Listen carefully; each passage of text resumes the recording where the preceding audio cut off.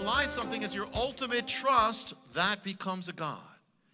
In Ephesians 6, it says this: we wrestle not against flesh and blood, but against principalities, against powers, against rulers of this darkness, spiritual wickedness in high places. Now, what does that mean?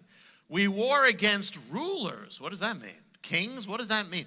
The Greek word is archon, or from the word arche or arche. We get the word archangel, arch-enemy, arch-villain, archdiocese. What does it mean?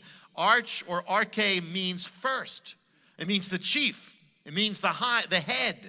You get the sense of spiritual warfare. What it's talking about here is ultimately against gods. What are gods? Gods, and I believe the demonic realm uses these things. But that an arche or an archon is something that's first. So whatever you put first, that's your god. Whatever you put first, there's only one first. God said, I am the first and the last, the Alpha, the Omega. So there's only one first, but when you put something else first, it's your god. Whatever you put first. If you put your family first, it's a god. Whatever you put first, put yourself first, God. Whatever do you have anything that you put over God? That is God. That becomes your God. That's your Baal. Whatever you put first in your action, your thoughts. What do you put first in your? What are you looking out for? It says looking out for number one. True, but you're not number one. There's only one number one. But we naturally look out for number one because we are in the image of God, and if we cut ourselves off from God, we think we're number one. Who's first in your dreams? Who's first in what you're looking out for? When you get up in the morning, who's first? Is it God's purposes or your purposes? You want your purposes to be God's. But that's it. But that's what's telling you here. It can be a goal. It can be, what do you value most in your life? What do you put above everything else? What will you sacrifice everything for? Because, a God is that which sacrifices are offered up. What will you sacrifice everything for? That's your God. Here's another test of gods. Your God is what you dwell on, what you focus on, where you're spending most of your thought on. It's your God. Are you dwelling on God? You dwelling on His word? You dwelling on Him, His love, His goodness, the cross? Or are you dwelling on something else? Are you dwelling on money all the time? Well, there are believers who dwell, and it can be in any way. You can be dwelling on money because you want money, or you can be dwelling on money. Well, look how much does this person make? What are they doing with their money? That's also a sign of carnality. Are you dwelling on, how about this? You're dwelling on problems all the time. If you're dwelling on problems all the time, the problem becomes your God. Because you're following it, because you're reacting to it. You're dwelling on your looks, dwelling on your possessions, dwelling on what they did to you, the offense that they did to you. That's godhood. Whatever that is, or the object of your lust. A God is to be praised. God is to be praised. So the question is, what do you praise? What do you worship? What you praise and worship is your God.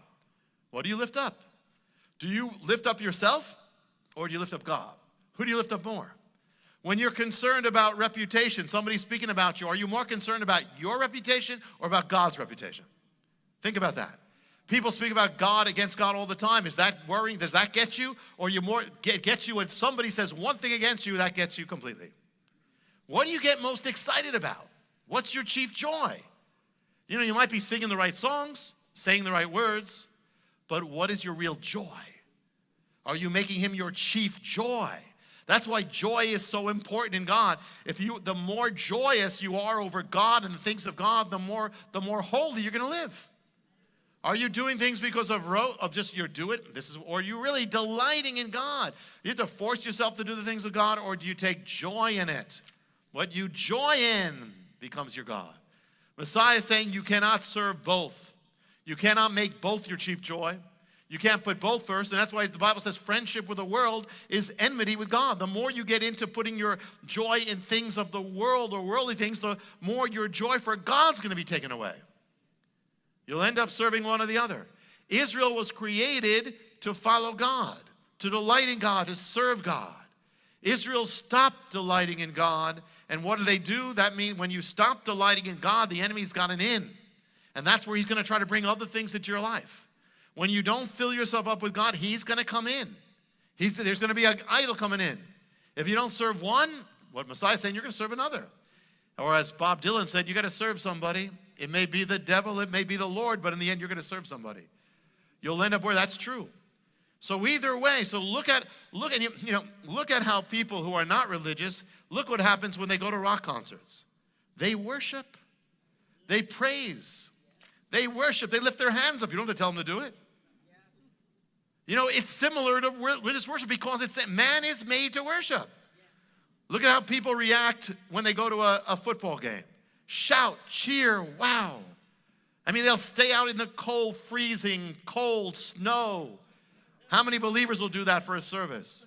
That's worship. That's telling you we are made, each of us, to worship. And it's going to be one or the other, so you got to choose. That's why Elijah said, choose this day, because you're going to worship one or the other. Choose, because if you don't worship God, you're worshiping something else. You're made to worship. You're a worshiper. And that shows you something.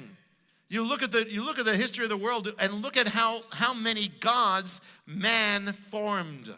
The Canaanites had gods, Baal, Mot, Anat. Fertility gods part man, part bull. The Philistines had their gods. They were a sea people, so their chief god was Dagon, the fish god. The Egyptians had gods, Isis, Osiris, the Pharaoh. Part people, creatures, part animal, part human. The Babylonians, Assyrians had Bel, Marduk, Ishtar. The Greeks had Zeus and Poseidon and Aphrodite and Dionysius. The Romans had Jupiter and Neptune and all the gods, Mercury, Venus. The Germans, or the Germanic people, the Nordic people, had Odin and Thor and Loki. Even the name Europe itself comes from a myth about a god. The Africans had gods, the South Americans had gods, the North Americans Indians had gods. The Indians of India had gods, they still do. The Chinese had gods, everybody had gods. Why? Because it tells you something, man was made to worship. And that tells you that even in a secular age, when you don't see that as much, it's telling you that man still has